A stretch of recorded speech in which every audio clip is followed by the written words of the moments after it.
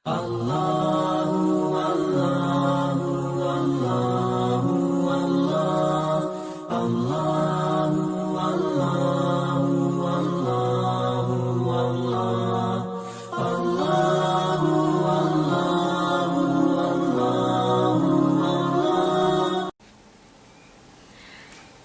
halo, assalamualaikum warahmatullahi wabarakatuh. Bertemu lagi dengan Bu Lina.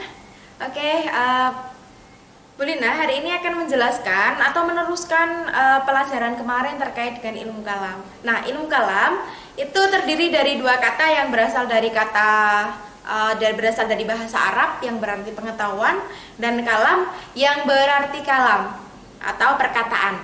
Nah, adapun menurut istilah adalah ilmu yang membahas tentang hal-hal yang berhubungan dengan akidah Islam dengan didasari dalil nakli dan dalil akli. Nah, ada orang yang ahli dalam ilmu kalam disebut dengan mutakalimin. Ibnu Farabi juga mengatakan bahwa ilmu kalam ini adalah ilmu yang membahas zat dan sifat-sifat Allah. Kemudian ada beberapa nama atau penyebutan dari ilmu kalam. Pertama ada ilmu akidah, kemudian ilmu tauhid, kemudian ilmu usuluddin, dan teologi Islam. Nah, pada video sebelumnya Bu Lina sudah menjelaskan terkait dengan sejarah ilmu kalam. Maka pada video kali ini Bu Lina akan membahas tentang aliran-aliran dalam ilmu kalam. Oke, langsung saja. Yang pertama adalah aliran Khawarij. Seperti yang kita ketahui, kata Khawarij adalah berarti mereka yang keluar. Nah, nama lain digunakan untuk memberikan atribut bagi pengikut Ali bin Abi Thalib yang keluar dari golongannya. Nah, kemudian membentuk kelompok sendiri. Nah, penamaan terhadap kelompok yang keluar dari pasukan Ali bin Abi Thalib bukanlah julukan yang diberikan dari luar kelompoknya saja, tetapi mereka juga menamakan diri dengan sebutan Khawarij dengan pengertian orang-orang yang keluar pergi perang untuk menegakkan kebenaran adalah nama lain dari Khawarij. Nama lain dari Khawarij itu adalah Huruhiyah atau yang dinisbatkan kepada perkataan Hurur, yaitu nama sebuah desa yang terletak di kota Kufah di Irak. Nah, maka di mana kaum Khawarij yang berjumlah 12.000 orang kurang lebihnya bertempat sesudah memisahkan diri dari pasukan Ali. Nah, di sini mereka memilih Abdullah bin Wahab al-Rashidi sebagai imam, sebagai ganti Ali bin Abi Thalib. Nah, sekte-sekte dalam Khawarij dan doktrin ajarannya. Yang pertama adalah Al-Muhakkimah. Nah, sekte ini merupakan golongan Khawarij asli yang terdiri dari pengikut Ali yang kemudian membangkang. Nah, nama Al-Muhakkimah berasal dari semboyan mereka La hukma illa lillah. Artinya, menetapkan hukum itu hanya hak Allah, yang merujuk kepada Quran surat Al-An'am. Artinya, katakanlah, sesungguhnya aku berada di atas hujah yang nyata Al-Quran dari Tuhanku, sedang kamu mendustakannya. Tidak ada padaku apa atau azab yang kamu minta supaya disegerakan kedatangannya. Menetapkan hukum itu hanyalah hak Allah. Dia menerangkan yang sebenarnya dan Dia pemberi keputusan yang paling baik. Nah, mereka menolak tahkim karena dianggap bertentangan dengan perintah Allah Subhanahu wa taala. Kemudian ada Al-Azariqah. Sekte ini lahir sekitar pada tahun 60 Hijriah atau akhir abad ke-7 Masehi, di daerah perbatasan antara Irak dan Iran. Nah, nama Azariqah dinisbatkan kepada pemimpinnya, yaitu Abdul Rashid Nafi bin Al-Azariqah. Nah, sebagai khalifah, Nafi digelari Amirul Mukminin. Menurut Al-Baghdadi, pengikut Nafi berjumlah lebih dari 20.000 orang. Nah, setiap orang Islam yang menolak ajaran dari Azariqah ini dianggap musyrik. Nah, menakutkan sekali kan? Nah, bahkan pengikut Azariqah yang tidak berhijrah ke dalam wilayahnya juga dianggap musyrik. Nah, menurut mereka, semua orang Islam yang musyrik boleh ditawan atau dibunuh, termasuk anak-anak dan istri mereka. Nah, berdasarkan prinsip ini, pengikut Al-Azhariyah banyak yang melakukan pembunuhan terhadap sesama umat Islam yang berada di luar daerah mereka. Nah, mereka memandang daerah mereka sebagai sebagai daerah Islam atau negara Islam. Nah, kalian kalau sudah tahu, hari-hari ini sebuah kelompok yang menganggap bahwa negara Islam, kemudian mereka menyebutkan bahwa yang di luar ideologi mereka adalah kafir, kemudian boleh dibunuh, kemudian boleh ditawan. Nah, ini mungkin dari sekte Asyarikah ini. Kemudian lanjut, Asyarikah ini mempunyai sikap yang sangat radikal dari yang sekte pertama tadi, Al-Muhakimah. Mereka tidak lagi menggunakan istilah kafir, tetapi istilah musyrik. Di dalam Islam, syirik merupakan dosa yang terbesar, lebih besar dari kufur. Mereka juga mempunyai doktrin ajaran Islam yang tidak sepaham dengan mereka adalah termasuk orang musyrik. Begitu juga pengikut Asyarikah yang tidak mau hijrah ke dalam lingkungan mereka juga dipandang musyrik. Selanjutnya ada sekte An-Najah. Nah, An-Najah ini dinisbatkan dari pemimpinnya yaitu Najdah bin Amir al-Hanafi, penguasa daerah Yamamah. Lahirnya kelompok ini sebagai reaksi terhadap pendapat Nafi, yaitu pemimpin Asyarikah yang mereka pandang terlalu ekstrim.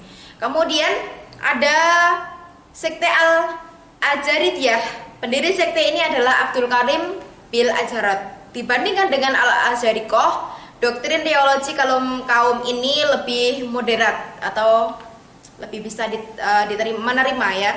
Kemudian ada As-Sufriyah. Nama As-Sufriyah dinisbatkan kepada Ziyad Ashfar. Sekte ini membawa paham yang mirip dengan Asyarikah, hanya lebih lunak sedikit. Nah, doktrin teologinya yang penting adalah istilah kafir itu mengandung dua arti, yaitu kufur an-nikmat atau mengingkari nikmat Tuhan, dan kufur billah atau mengingkari Tuhan. Nah, untuk arti pertama, kafir tidak berarti keluar dari Islam. Yang keluar dari Islam adalah yang kedua tadi, adalah kufur billah atau mengingkari Tuhan. Kemudian sekte yang terakhir adalah Al-Ibadiyah. Sekte ini dimunculkan oleh Abdullah bin Ibad al-Murri al-Tamimi pada tahun 686 Masehi. Nah, doktrin teologi yang terpenting antara lain adalah bahwa orang Islam yang berdosa besar tidak dikatakan mukmin, melainkan muwahhid atau orang yang dimaksud adalah orang yang kafir nikmat, yaitu tidak membuat pelakunya keluar dari agama Islam. Oke, yang kedua adalah aliran Syiah. Nah, sejarah Syiah. Syiah menurut bahasa berarti sahabat atau pengikut. Dalam kajian ilmu kalam, kata Syiah lebih spesifik ditujukan kepada orang-orang yang menjadi pengikut atau pendukung Ali bin Abi Thalib. Nah, menurut McDonald, para pendukung Ali ini tidak mau menerima penamaan diri mereka dengan Syiah sebagai suatu golongan atau sekte. Nah, kaum Sunni yang memberi nama Syiah kepada mereka itu sebagai suatu ejekan, kata mereka. Tetapi menurut Watt, penamaan Syiah terhadap para pendukung dan pengikut Ali itu bukanlah diciptakan oleh lawan-lawan mereka, namun oleh mereka sendiri. Nah, berbeda kan pendapat dua orang ini. Nah, menurut Asy-Syahrastani atau ilmuwan pada masa itu, Syiah adalah nama kelompok bagi yang menjadi pengikut atau Sayyidu Ali bin Abi Thalib dan berpendirian bahwa keimanan atau kekhalifahan itu keimaman atau kekhalifahan itu berdasarkan pengangkatan dan pendelegasian, baik dilakukan secara terbuka maupun secara sembunyi atau rahasia. Dan mereka yang percaya bahwa keimaman itu tidaklah terlepas dari anak keturunan Ali bin Abi Thalib. Nah, ada beberapa sekte dari pahamnya Kiai Haji Sirajuddin Abbas menyebutkan bahwa Syiah itu terpecah belah menjadi 22 golongan. Nah, diantaranya adalah Syiah Sabaiyah. Nah, Syiah ini adalah pengikut Abdullah ibnu Sabah. Sekte ini termasuk Syiah Goliyah atau Syiah yang keterlaluan atau yang berlebih-lebihan.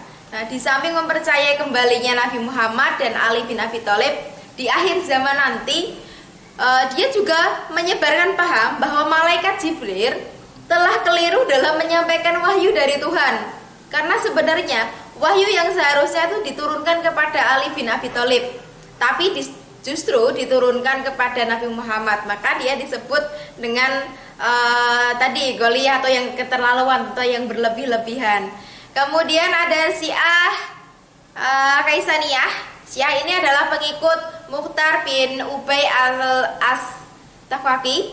Golongan ini tidak mempercayai adanya ruh Tuhan dalam tubuh Ali, tetapi mereka meyakini bahwa Imam Syiah adalah maksum dan mendapatkan wahyu. Kemudian yang paling terkenal adalah Syiah Imamiyah, yaitu Syiah yang percaya kepada imam-imam yang ditunjuk langsung oleh Nabi Muhammad SAW, yaitu Ali bin Abi Thalib, sampai dengan 12 orang imam keturunannya, yaitu Ali bin Abi Thalib, juga dikenal dengan tadi Amirul Mukminin, kemudian Hasan bin Ali, juga dikenal dengan Hasan al-Mutabak, kemudian Sayyidina Husain, kemudian ada Ali bin Husain, kemudian atau dikenal dengan Ali Zainal Abidin, kemudian ada Muhammad bin Ali, juga dikenal dengan Muhammad al-Bakir, kemudian Ja'far bin Muhammad yang dikenal dengan Ja'far as-Sadiq, kemudian Musa bin Ja'far, kemudian ada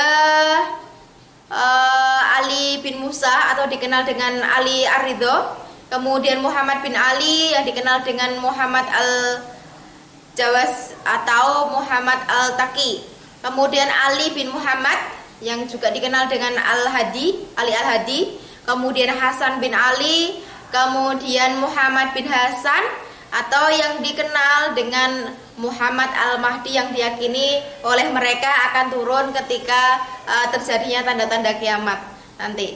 Kemudian Syiah Ismailiyah, yaitu Syiah yang mempercaya hanya 7 orang saja imam, yaitu mulai Ali bin Abi Thalib diakhiri dari tadi Ismail bin Ja'far as-Sadiq. Kemudian yang lenyap dan akan keluar pada akhir zaman. Berbeda antara Syiah Imamiyah dan Ismailiyah. Kemudian ada Syiah Zaidiyah, yaitu Syiah yang pengikut Imam Zaid bin Ali bin Husain bin Ali bin Abi Thalib. Nah, Syiah ini berkembang di Yaman. Sekte ini termasuk yang tidak gulat.